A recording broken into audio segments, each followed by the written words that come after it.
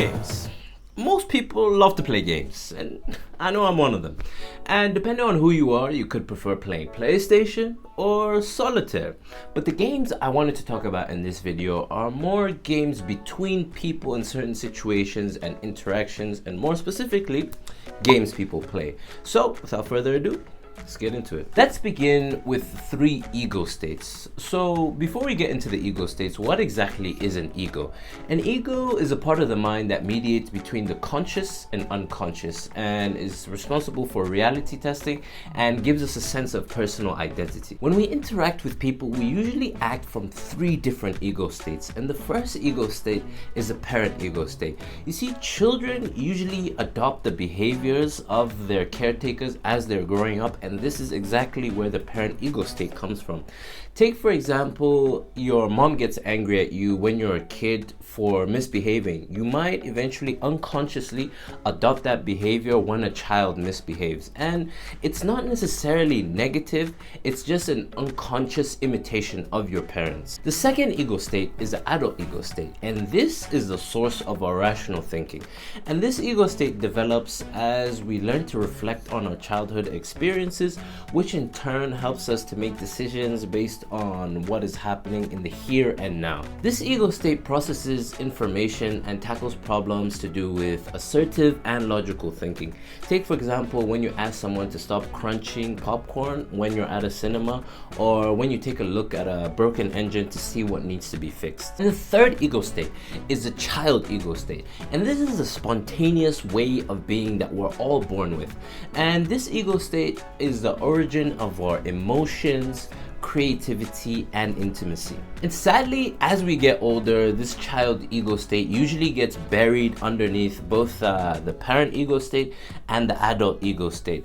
But the good news is, with some work, it's possible to free the child ego state from the influence of the other ego states. Some things to keep in mind about these ego states are they're systems that incorporate emotions, thoughts, feelings, and behaviors that are developed over a lifetime. And any ego state that you act from in any given moment will depend on your past and the present moment. In games are predictable interactions between ego states, and when you're communicating, you're usually acting from one of these 3 ego states. And sometimes it could be obvious which ego state one is interacting from, but in other situations, it's not that obvious. Sometimes what appears to be the goal on the surface isn't actually the goal at all, and this is the game.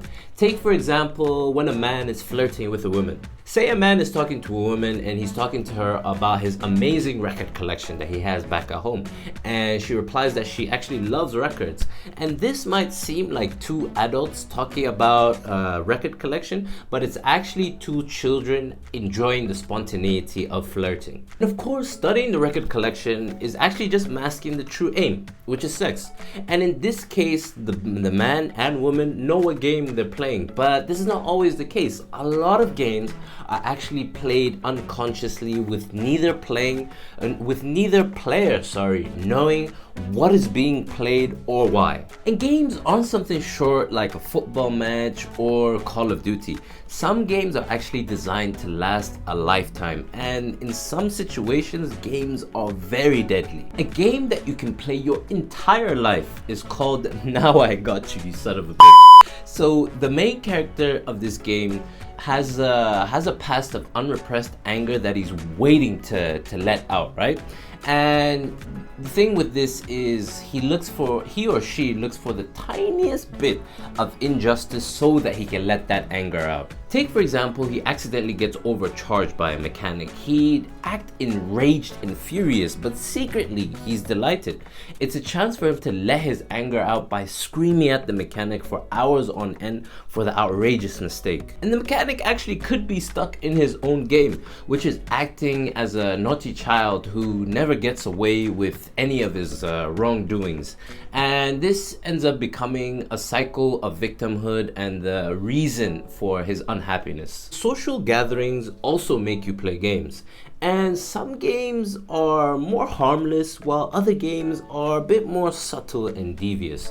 Take for example Schlemiel. This is a game that forces people to forgive you. And in this game, the main character accidentally breaks something of the host. So take for example spilling wine on a carpet or clogging the toilet. And on the surface, when the main character apologizes, it could seem like an adult apologizing and the host accepting the apology. But actually, the main character is looking to control the host, forcing them to become a model of forgiveness and self-control as a parent. And this main character, or Schlemiel, can continue being an irresponsible child, knowing that whatever they do, they will receive forgiveness from the host, no matter what. People that have rule-breaking tendencies usually play games, and thieves and criminals usually have a desire to play cops and robbers. And in this particular game, it might seem like the criminal is playing like an adult that's looking for a shortcut to a life of luxury. But in reality, they actually want to get caught. This is because they see themselves as losers, and getting caught will actually confirm that fact.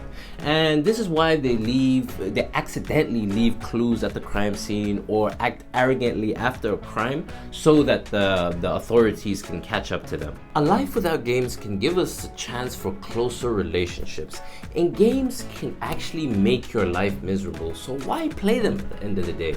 The first reason is most of us actually play these games unconsciously. Games have developed over long periods of time. They've been around long before we were born and as we grow up. And we've been conditioned to play these games unconsciously. And each culture and family has their games, which accounts for the ridiculous amount of moves that any given player can make. The second reason is these games actually serve an important function. They allow people to interact without getting too intimate, and most people don't actually like to reveal their true selves. Games actually allow people to slide into a comfortable routine, and they allow them to hide behind certain roles so that they actually don't have to get close to one another. And this is essentially sociability without vulnerability. But vulnerability and intimacy are vital for human connection, and we need to give up these games in order to truly connect to people. But the thing is, you need to become cognizant of these games in order to do this. And this means being more aware of all the ego states and paying close attention to our interactions with people. And we have to be willing to drop our masks in order to fully connect with people. And with that is it. Games people play. I hope you got some value. I hope now maybe you can look back at certain situations and be like, oh, this was a game. Oh, that was a game. And just make sure to be cognizant of your interactions with people, your day-to-day interactions with family, friends, strangers, and all that. And I'm sure you'll find a few eye-opening moments. And with that,